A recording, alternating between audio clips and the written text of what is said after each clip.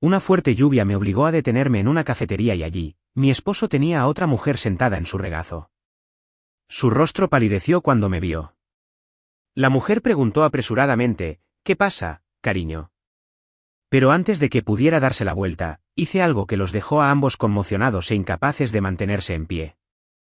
Cayó un aguacero repentino, tan fuerte que hasta los limpiaparabrisas de mi Lexus nuevo se rindieron. Me detuve, entré corriendo en una cafetería y, accidentalmente, vi a mi esposo también refugiándose de la lluvia en el interior. Pero no estaba solo. Otra mujer estaba sentada en su regazo. Todo ocurrió en exactamente un segundo. Su rostro palideció en el momento en que me vio. Su cuerpo se congeló, obligando a la mujer a preguntar 3 veces, «¿Estás bien?». Cuando no obtuvo respuesta, se dio la vuelta y al instante se puso de pie de un salto como si la hubieran electrocutado. Yo retrocedí 2 pasos tambaleándome cuando me di cuenta de quién era. Pero antes de decirles quién era, la persona que tanto me impresionó, por favor, denle al botón de me gusta y comenten abajo la ciudad en la que viven. Se los diré ahora mismo. Mi nombre es Estella, tengo 36 años y soy cirujana cardíaca. Ese martes por la tarde, Boston fue azotada de repente por una lluvia intensa. No era la llovizna habitual de agosto, sino un diluvio anormal, de esos con un viento que barría la calle como si la propia ciudad intentara retenerme allí. Salí del hospital más tarde de lo habitual, con la bata de laboratorio todavía oliendo a antiséptico y la mente agotada tras una cirugía de 8 horas a un veterano herido en un accidente de coche. Mientras conducía por la zona de Back Bay, la lluvia se volvió tan intensa que, incluso con los limpiaparabrisas a máxima velocidad, no podían despejar el parabrisas lo suficientemente rápido.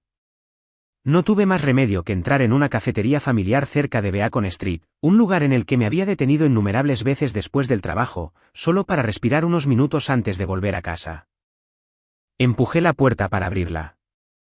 Una pequeña campana sonó en medio del cálido aroma a café tostado. Y entonces, en exactamente un segundo, mi mundo se congeló.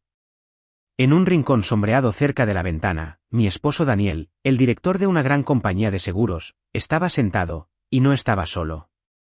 Una mujer rubia estaba sentada completamente en su regazo, con los brazos alrededor de su cuello y su cuerpo presionado contra el de él como si fuera el único asiento que hubiera conocido. La mano de él descansaba sobre el estómago de ella, no con un toque casual, sino con la intimidad familiar de quienes lo habían hecho demasiadas veces. Cuando levantó la vista y me vio, su rostro palideció en un instante. Vi cómo se le contraía la garganta como si acabara de recibir un puñetazo que lo hubiera dejado sin aliento. La mujer en su regazo se congeló en el momento en que sintió el cambio. Inclinó la cabeza para mirarlo, frunciendo ligeramente el ceño y susurrando, «Daniel, ¿qué pasa?». Él no respondió.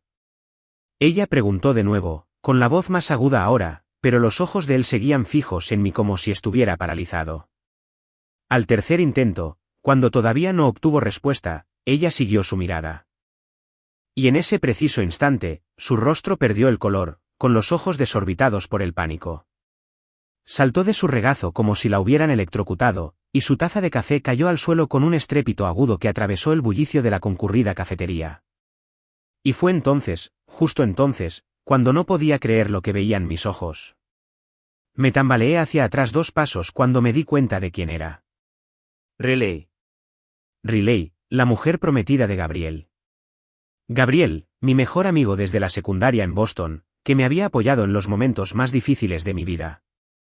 Me quedé helada, di un paso reflexivo hacia atrás, con la mente en blanco, pero cada pieza encajó con una precisión cruel.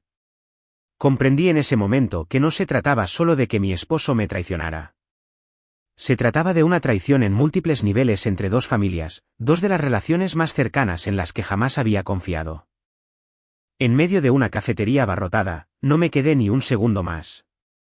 No me acerqué, no pregunté, no grité como la gente siempre imagina que haría una esposa traicionada. Me di la vuelta, empujé la puerta y salí, dejando atrás el olor a café caliente, el tintineo de las cucharas en las tazas y a 2 personas atrapadas en un momento que pensaron que nunca llegaría. La lluvia de Boston seguía cayendo con fuerza, fría y brutal. Cuando entré en mi coche, la lluvia golpeaba tan violentamente contra el parabrisas que ya no necesitaba la radio. Gritaba lo suficientemente fuerte como para reemplazar todas las preguntas a las que no estaba preparada para enfrentarme. conduje casi en piloto automático. Las calles que conocía de memoria de repente me parecieron extrañas.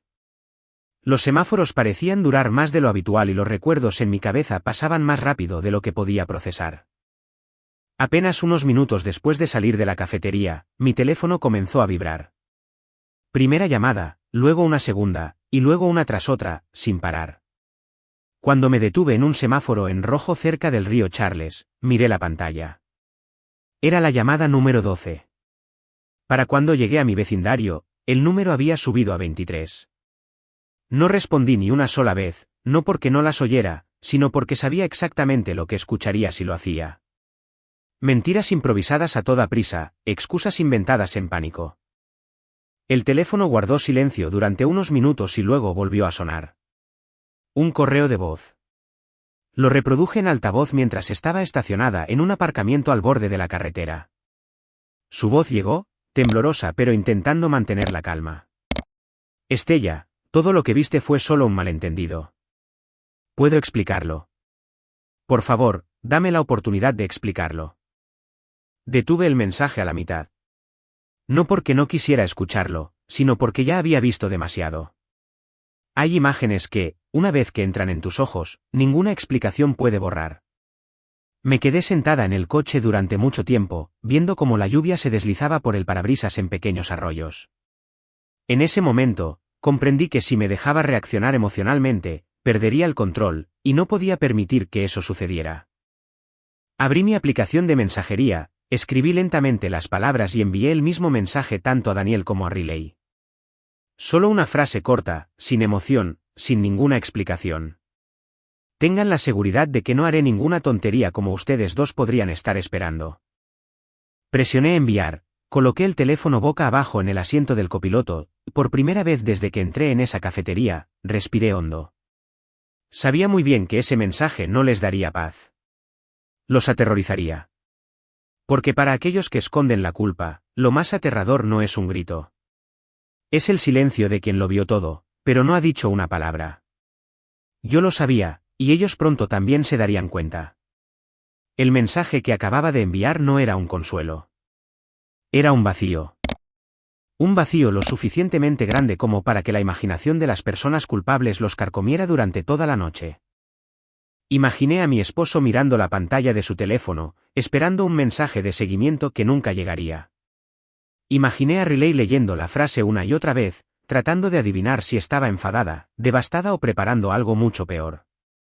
Mi teléfono vibró unas cuantas veces más, llamadas perdidas, mensajes no entregados, y luego silencio. Ese silencio no era porque se hubieran calmado, sino porque habían empezado a tener miedo. Miedo de que le hubiera contado a Gabriel. Miedo de que hubiera tomado más fotos. Miedo de que estuviera sentada en algún lugar planeando tranquilamente algo en un estado de control que ellos ya no podían comprender. No necesité hacer nada más esa noche. La espera en sí misma ya era el primer castigo. Arranqué el coche, conduje directamente hacia el centro, pero no giré por la calle familiar que llevaba a nuestra casa. No estaba preparada para entrar en esa casa de 3 dormitorios donde todo se había vuelto de repente sospechoso. El sofá, la cama, las noches tranquilas que una vez creí pacíficas. Me dirigí hacia Back Bay y me detuve frente al Mandarín Oriental. El hotel brillaba con luz, tranquilo y ajeno a todo lo que acababa de dejar atrás.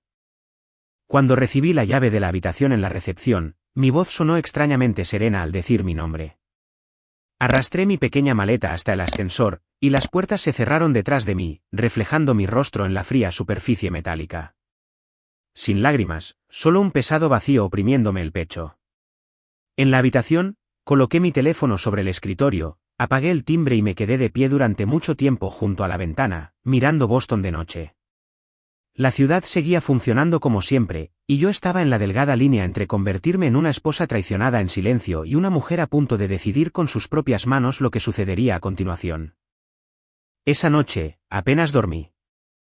No porque estuviera llorando, sino porque los viejos recuerdos seguían surgiendo lenta pero persistentemente, como si mi cerebro se estuviera forzando a auditar todas las relaciones que una vez habían sido la base de mi vida.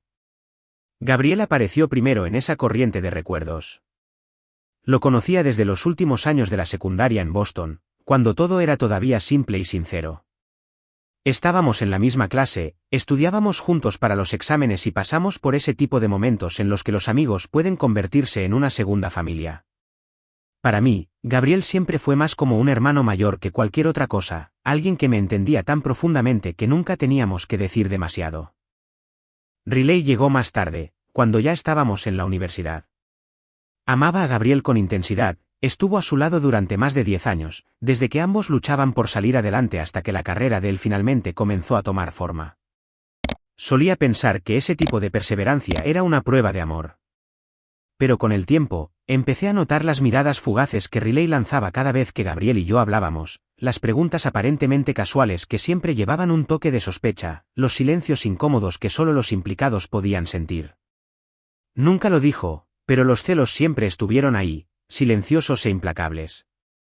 La verdad es que, entre Gabriel y yo, nunca hubo nada que cruzara la línea de la amistad. Ni mensajes ambiguos, ni toques inapropiados, ni un solo momento que necesitara ser ocultado. E irónicamente, fue esa misma pureza lo que inquietaba más a Riley. Porque cuando no hay una falta a la que aferrarse, la gente empieza a imaginar cosas mucho peores. Y me di cuenta de que el pasado que yo había creído sólido probablemente ya había sido distorsionado en la mente de Riley hacía mucho tiempo, el tiempo suficiente para que ella creyera que si no era yo, siempre habría alguna otra mujer a la que tendría que derrotar. Y de repente comprendí que, en esta historia, quizás nunca había sido realmente la amenaza de Riley, solo su excusa. A la mañana siguiente, justo después de terminar mi turno de la mañana, mi teléfono vibró sin parar dentro del bolsillo de mi bata de laboratorio. Ni siquiera necesité mirar para saber quién era. Cuando desbloqueé la pantalla, el número me hizo exhalar suavemente. 12 llamadas perdidas, todas de Riley. Luego llegó un largo mensaje, su tono cambiando de suplicante a ansioso, rogándome una oportunidad para explicar las cosas con claridad. No respondí de inmediato. Dejé ese mensaje sin leer durante casi una hora, y luego respondí con una sola línea corta, fría pero lo suficientemente educada. Podemos vernos. Quedamos en una pequeña tetería cerca del hospital, un lugar al que solía ir para tener unos minutos de tranquilidad entre turnos. La tienda era luminosa, con grandes ventanales de cristal, privada pero no asfixiante. Llegué primero, elegí una mesa cerca de la ventana y pedí una tetera de té caliente.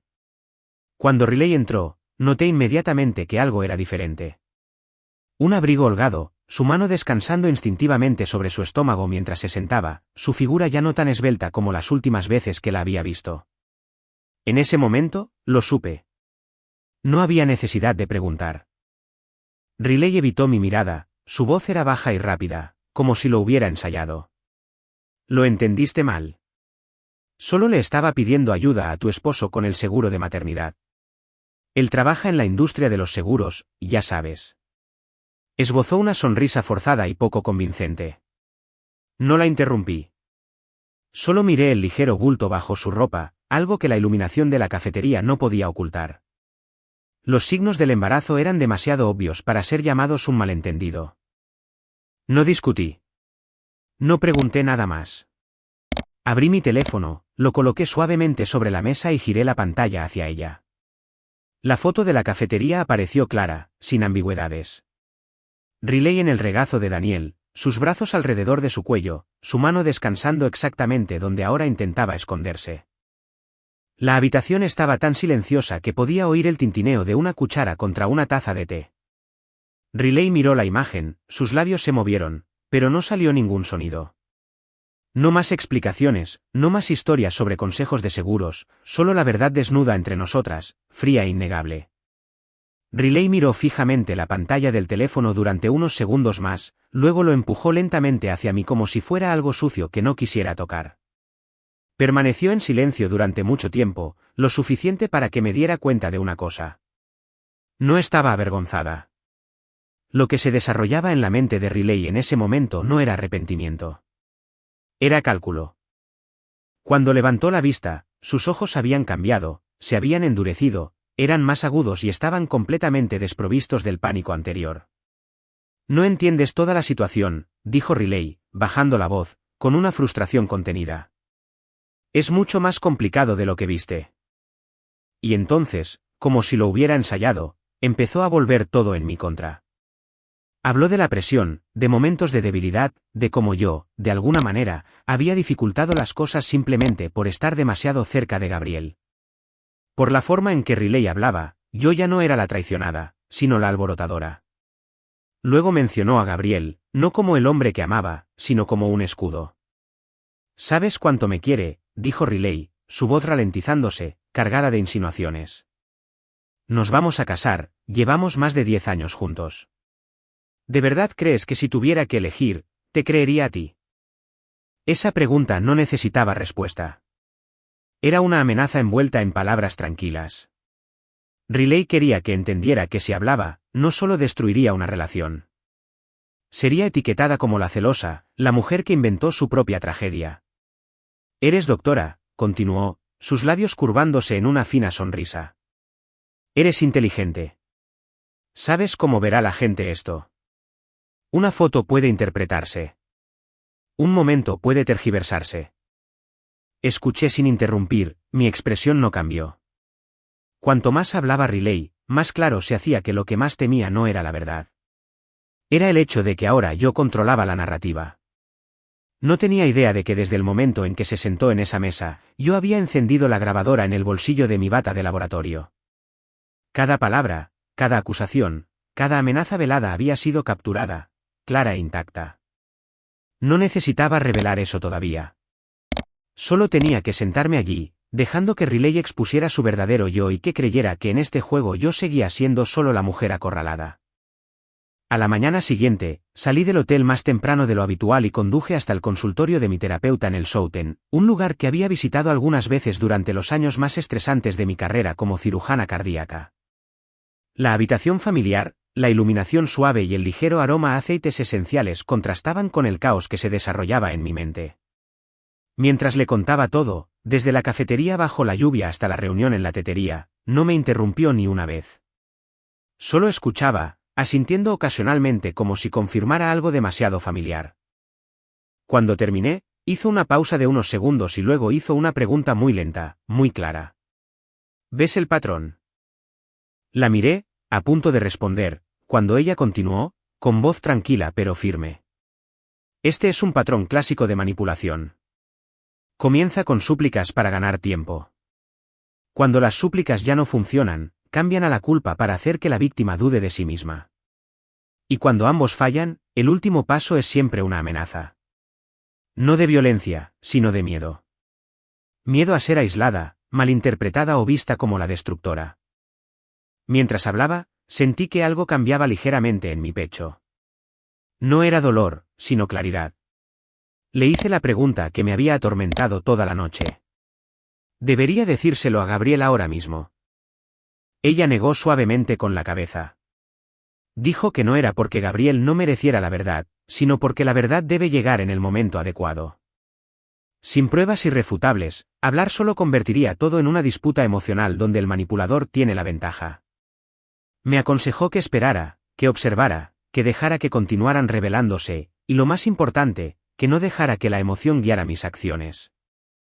Salí del consultorio de terapia sintiéndome completamente diferente a cuando entré. El dolor seguía ahí, pero ya no me controlaba. Ahora entendía que la claridad no proviene de reprimir la emoción, sino de ponerla en su lugar correcto. Y por primera vez desde la lluvia en la cafetería, sabía exactamente lo que estaba haciendo y por qué no se lo había dicho a Gabriel todavía, al menos no ahora. Regresé al hotel, cerré la puerta detrás de mí, y por primera vez en días, abrí mi computadora portátil con un propósito muy claro, no para escapar, no para regodearme en la miseria, sino para examinar los números, la única cosa en este matrimonio que nunca había aprendido a mentir. Inicié sesión en la cuenta conjunta que Daniel y yo compartíamos, la que rara vez revisaba porque siempre asumí que se usaba para los gastos familiares de rutina. Pero a los pocos minutos de revisar los extractos, me di cuenta de cuánto tiempo se había abusado de esa confianza. Ciertos cargos comenzaron a repetirse con una extraña regularidad. Hoteles de lujo en Boston y Nueva York reservados en noches en las que yo estaba de guardia o fuera en conferencias médicas. Un viaje silencioso a Hawái. Sin fotos. Sin historias compartidas nunca en casa. Y luego una transacción que me hizo detenerme durante mucho tiempo. Louis Vuitton. $12.000. No era un regalo de cumpleaños que hubiera recibido. No era un artículo que yo hubiera elegido. Era para otra persona, pagado con nuestro dinero compartido de una manera tan casual que era descarada. Seguí revisando. Aparecieron 2 transacciones más, con unas pocas semanas de diferencia, ambas en el mismo lugar, una clínica ginecológica privada. Mi corazón se ralentizó por un instante. Como cardióloga, estoy entrenada para leer números, cronologías y detalles aparentemente dispersos para formar una imagen más amplia. Y en ese momento, todo comenzó a conectarse de una manera escalofriantemente coherente. El momento de esos pagos coincidía con el cambio en el cuerpo de Riley, coincidía con los días que él decía tener viajes de negocios urgentes, coincidía con el periodo en que yo, en mi ingenuidad, todavía creía que vivía en un matrimonio normal. Me recliné en la silla, mirando la pantalla. Un pensamiento que nunca me había permitido considerar ahora afloraba con una claridad perturbadora, imposible de evitar. Si Riley está embarazada y si estos gastos no tienen nada que ver con Gabriel, entonces la posibilidad más probable, más lógica, es que el niño no es suyo. Es de mi esposo. No necesitaba sacar conclusiones todavía. Solo necesitaba recordar este sentimiento. El momento en que la duda dejó de ser una emoción y se convirtió en una hipótesis que exigía pruebas. Y supe que a partir de ese momento, no solo escucharía las historias que me contaran. Seguiría el rastro de la verdad, número por número. Mientras los hechos financieros comenzaban a alinearse en mi mente, un viejo recuerdo resurgió con una claridad repentina. Hace unos meses, durante un chequeo de rutina en el hospital donde trabajo, Gabriel y yo charlamos brevemente después de su cita. Mencionó a Riley con un toque de inquietud en su voz. Dijo que había cambiado mucho últimamente, vistiéndose de forma más atrevida, usando más maquillaje, empleando perfumes caros que antes solía ridiculizar por llamativos. Lo más notable era que Riley había comenzado a llevar bolsos de diseñador muy por encima de lo que su trabajo en la joyería podría permitirse razonablemente. Cuando Gabriel le preguntó, ella simplemente se rió y dijo que eran regalos de clientes leales. En ese momento, no le di mucha importancia. Pero ahora, con todas las piezas comenzando a encajar, entendí que Gabriel podría haber sospechado algo. Simplemente no quería creerlo, y esa misma negación había permitido que todo se prolongara tanto. Me senté durante mucho tiempo junto a la ventana del hotel, viendo los coches fluir por las calles de Boston de noche, y me di cuenta de algo muy claramente. Lo que me impulsaba ahora ya no era el dolor. Era la necesidad de más pruebas. No para alimentar mi ira, sino para no dejarles lugar a negar la verdad. Sabía que los teléfonos son a menudo los archivos más reveladores de la culpa. Los mensajes se pueden borrar, las palabras negar, pero las huellas digitales siempre permanecen. Necesitaba un plan lo suficientemente tranquilo como para desarmarlos. Le envié un mensaje a Riley primero, diciendo que lo había pensado mejor y había decidido perdonar, que no quería herir a Gabriel y que quería que todo terminara aquí. Usé las palabras más suaves que pude escribir. No porque le creyera, sino porque necesitaba que ella me creyera a mí. No mucho después, Daniel me devolvió la llamada. Su voz sonaba tan aliviada que casi me reí. Esa noche llegó al Mandarín Oriental con un enorme ramo de flores, interpretando a la perfección el papel de esposo arrepentido. En el camino a casa, habló mucho sobre el futuro, sobre arreglar las cosas, sobre cómo deberíamos dejar todo atrás. Escuché, asentí cuando era apropiado, guardé silencio cuando fue necesario. Sabía que cuando alguien piensa que ha escapado, es cuando más baja la guardia. Esa noche, cuando llegamos a casa, todo parecía inquietantemente familiar. La sala, el dormitorio, la cama, todo era igual excepto yo. Cuando mi esposo entró en la ducha, con el sonido constante del agua corriendo de fondo, tomé su teléfono con una calma sorprendente. Sabía exactamente lo que estaba buscando. Fui a la carpeta de la papelera en el álbum de vídeos, donde las cosas que se creen desaparecidas en realidad solo esperan a ser encontradas. Y allí estaba, un vídeo de más de 1 hora. Remitente, Riley. Destinatario, Gabriel. Lo abrí, aunque cada parte de mí quería vomitar. La imagen que apareció me hizo agarrarme al marco de la cama para sostenerme. Estaban en mi dormitorio, en la misma cama que una vez creí que era el lugar más seguro de mi vida. La marca de tiempo brillaba en la pantalla, coincidiendo perfectamente con los días en que estuve en Vermont cuidando a mi padre después de su accidente. No más dudas, no más hipótesis, solo una verdad repulsiva y desnuda mirándome a la cara. Y en ese momento, supe que todas las líneas se habían cruzado y que no quedaba camino de regreso. Extrañamente, no lloré. No porque me hubiera vuelto insensible, sino porque las lágrimas ya no servían para nada aquí. El dolor dentro de mí no explotó. Se hundió, se espesó y luego se transformó en algo completamente diferente, una conciencia fría y clara. Me senté al borde de la cama, con el teléfono todavía abierto en la mano, y por primera vez, miré directamente a la verdad sin apartar la vista. Si guardaba silencio, si seguía interpretando el papel de la esposa comprensiva, la única persona que pagaría el precio sería yo, no ellos. Yo sería la pieza sacrificada poco a poco por la comodidad y el engaño de quienes habían elegido la traición. Borré el vídeo de la pantalla, devolví el teléfono a su lugar original, luego fui al baño de invitados y me lavé las manos durante mucho tiempo, como si intentara quitar algo que se me acababa de pegar a la piel. Cuando me miré en el espejo, el rostro que me devolvía la mirada no era el de una mujer que acababa de descubrir la aventura de su esposo. Era el rostro de alguien que ahora entendía las reglas del juego y no tenía intención de perder. Sabía una cosa con certeza.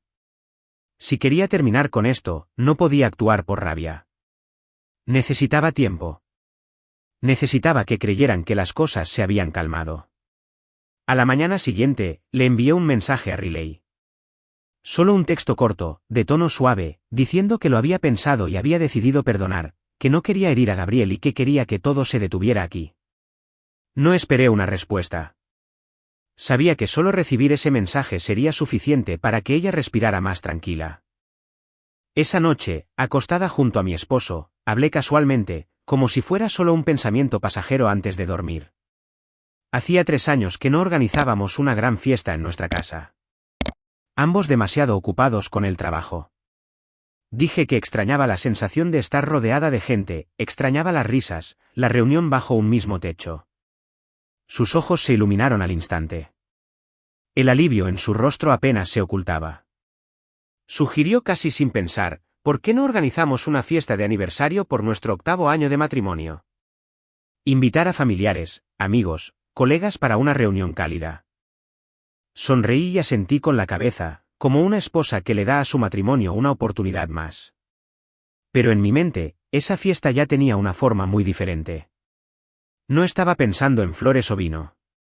Estaba pensando en la iluminación, el sonido, la lista de invitados y el momento en que la verdad se pondría exactamente donde pertenecía. Me quedé quieta en la oscuridad, escuchando la respiración constante del hombre a mi lado, y comencé a preparar en silencio el escenario para un final que nunca vieron venir. La fiesta se celebró en un lujoso hotel en el corazón de Boston, donde altos salones de cristal reflejaban las luces como un escenario preparado para momentos que no podían deshacerse. Llegué antes de la hora oficial de inicio, con un vestido de tonos neutros, el maquillaje justo y una sonrisa perfectamente colocada. Nadie podría haber adivinado que debajo de esa apariencia tranquila había un guión preparado hasta el más mínimo detalle. Los invitados comenzaron a llegar en número creciente. Ambas partes de la familia, rostros familiares de reuniones pasadas, felicitaciones repetidas como un ritual. Los colegas de Daniel aparecieron en pequeños grupos, apretones de manos firmes, charlas educadas relacionadas con el trabajo. Luego vi entrar a su jefe, con un traje perfecto, ojos agudos con el escrutinio silencioso de alguien que siempre se preocupaba por la imagen y la reputación.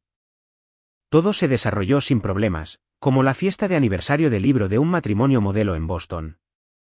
Sin grietas en la superficie. Y entonces, en la entrada del salón, vi a Gabriel. Se detuvo por un segundo antes de avanzar como si sintiera que algo andaba mal. A su lado estaba Riley, con la mano apoyada ligeramente en su vientre, el rostro cuidadosamente maquillado, la sonrisa firmemente mantenida. Sus ojos recorrieron la habitación, pasaron por mi lado y luego se apartaron rápidamente. Me acerqué a saludarlos, educada, serena, como una vieja amiga que vuelve a ver rostros familiares. Nadie en esa sala sabía que su presencia esa noche era la pieza final que necesitaba. Mientras sonaba una música suave y se levantaban las copas para brindar, me quedé en el centro de la sala, escuchando el sonido mezclado de risas y charlas, y supe con perfecta claridad. Esta velada no estaba destinada a salvar un matrimonio. Fue construida para que la verdad tuviera testigos, y todos los que necesitaban verla estaban aquí esta noche. Cuando el tintineo de las copas comenzó a desvanecerse y todas las miradas empezaron a volverse hacia mí en un ritual familiar, di un paso adelante. No tomé el micrófono de inmediato.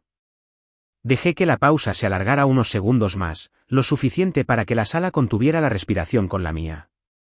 Luego, hice un pequeño gesto con la cabeza al técnico que estaba junto a la gran pantalla detrás de mí. La pantalla se iluminó. Sin introducción, sin música, solo imágenes en bruto, brutalmente claras. El vídeo apareció. Mi esposo y Riley en una posición que ninguna excusa podría justificar. Un espacio familiar se reveló en segundos, mi dormitorio, la cama, la lámpara de la mesita de noche, incluso el cuadro enmarcado que yo había elegido. Oí a alguien jadear en algún lugar de la sala. Daniel se quedó helado, con el rostro desprovisto de todo color. Riley retrocedió medio paso, cubriéndose instintivamente el estómago con la mano. Cuando el vídeo terminó, antes de que yo dijera una palabra, comenzó la grabación de audio. La voz de Riley, clara, sin editar, innegable. Cada acusación, cada amenaza velada, la forma en que usaba a Gabriel como escudo, la forma en que insinuaba que si me atrevía a hablar, sería vista como una mujer celosa. No necesité mirar en su dirección para saber lo que estaba pasando. La cabeza de Gabriel inclinada, los puños apretados, como si intentara mantener unido algo que acababa de hacerse añicos dentro de él. Cuando la grabación terminó, respiré hondo e hice un último gesto. En la pantalla, apareció un documento. Simple blanco y negro, sin emociones, el resultado de una prueba de ADN. El nombre de Daniel claramente marcado debajo de padre biológico. El número 99% rodeado en negrita como un veredicto que no necesitaba más explicación. Oí caer un vaso. Alguien se tapó la boca. Alguien más se volvió para mirar al jefe de Daniel como si esperara su reacción. Todo el salón quedó en silencio. Ni un susurro, ni un murmullo. Solo el pesado silencio de aquellos que acababan de presenciar la verdad expuesta por completo, irreversiblemente. Me quedé allí bajo las luces, sin temblar, sin llorar, y lo entendí. A partir de este momento, esta historia ya no pertenecía a las palabras de nadie. La verdad había hablado, y había hablado lo suficientemente alto como para que nadie pudiera fingir que no la había oído. El silencio duró unos segundos más antes de que Gabriel diera un paso adelante. No me miró a mí primero. Miró directamente a Riley. Esa mirada ya no pertenecía a un hombre a punto de casarse, sino a alguien que acababa de despertar de un largo y tóxico sueño. Su voz era profunda, clara, firme. Anunció que la boda se cancelaba. Sin pedir permiso, sin más explicaciones, solo una frase, suficiente para romper más de 10 años de apego frente a una sala llena de gente. Riley se quedó helada, sus labios se movían como si intentara decir algo, pero nadie esperó a que hablara. Todo lo que ocurrió después sucedió más rápido de lo que había esperado. Los susurros ya no se contuvieron. Salieron los teléfonos. Las miradas cambiaron. En cuestión de minutos, para alguien que vivía de la imagen como Riley, este fue el verdadero colapso. La noticia se extendió por su círculo social tan rápido que no pudo reaccionar a tiempo. Su trabajo en la joyería, del que una vez se había enorgullecido tanto, desapareció pocos días después, terminado con una llamada telefónica corta y fría.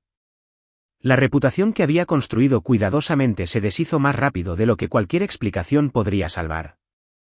En cuanto a Daniel, no necesitó esperar a la mañana siguiente para comprender las consecuencias. Su jefe se había ido de la fiesta temprano, con el rostro lleno de una decepción e ira inconfundibles. Un jefe de departamento en una compañía de seguros no puede sobrevivir después de ser expuesto públicamente por conducta inmoral, especialmente cuando ocurrió frente a colegas y clientes. Pocos días después, fue despedido. Sin discusión, sin negociación. Cada puerta que una vez pensó segura ahora se cerraba una por una. Me quedé en medio de toda esa ruina. Ni triunfante, ni vacía. Simplemente sentí una cosa con una claridad absoluta.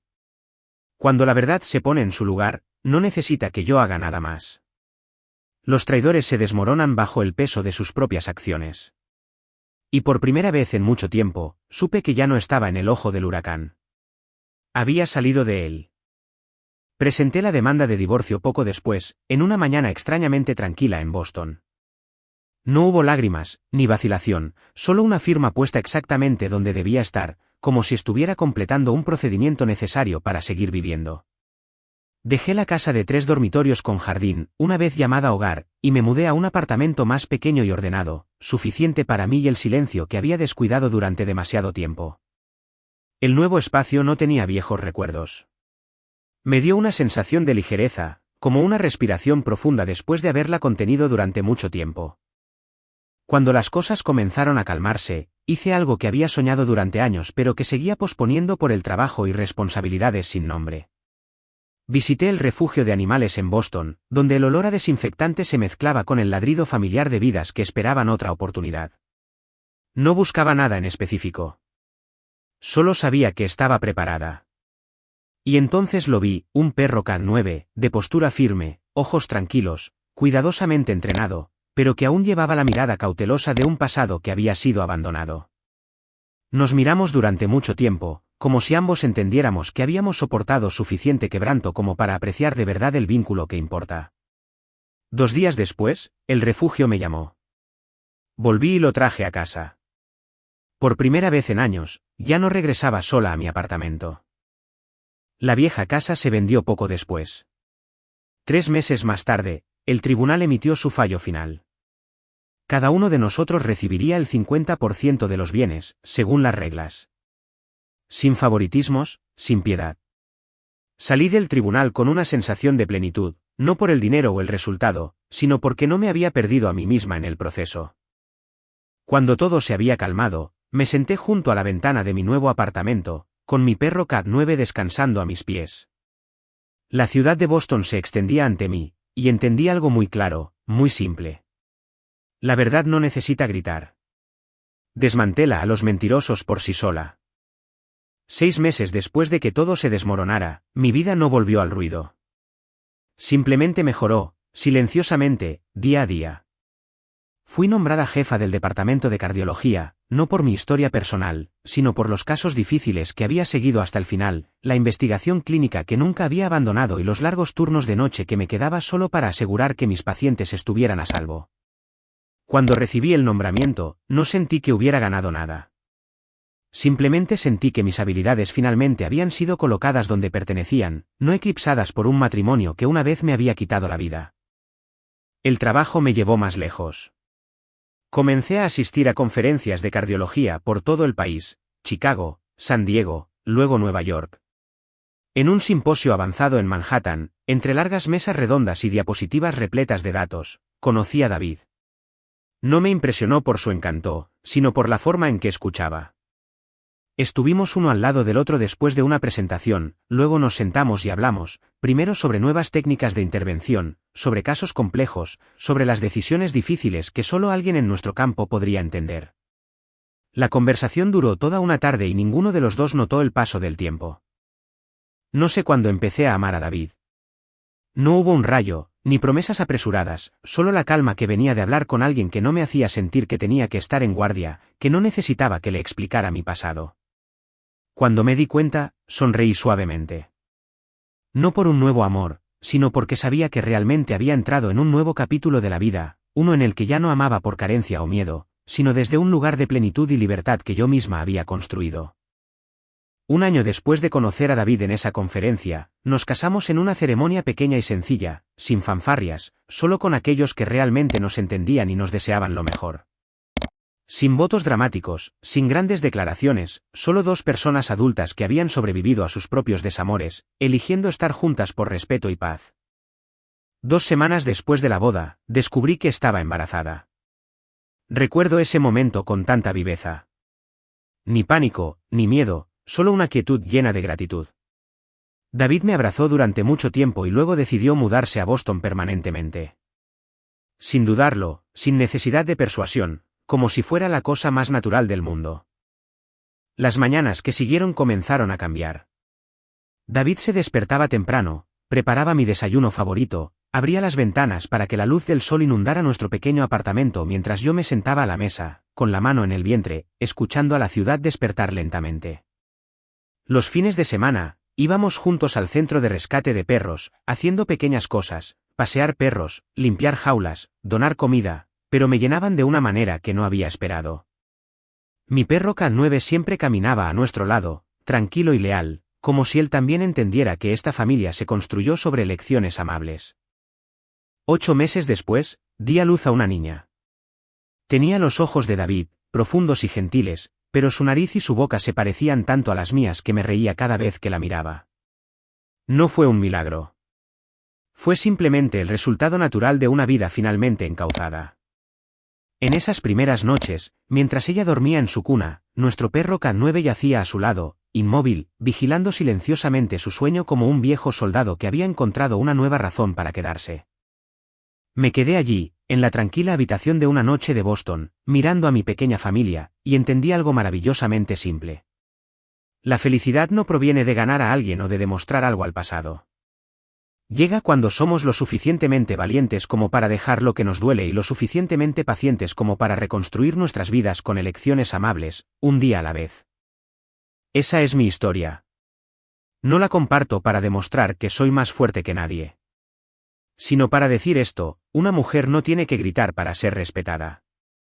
A veces, todo lo que se necesita es claridad para marcharse, valor para decir la verdad y paciencia para reconstruir la vida de la manera más amable posible para sí misma. Y si esta historia resuena contigo, por favor, haz clic en me gusta para apoyarme. Suscríbete al canal y activa la campana para no perderte futuras historias. Historias sobre la verdad, los límites y cómo una mujer puede empezar de nuevo, lenta pero firmemente.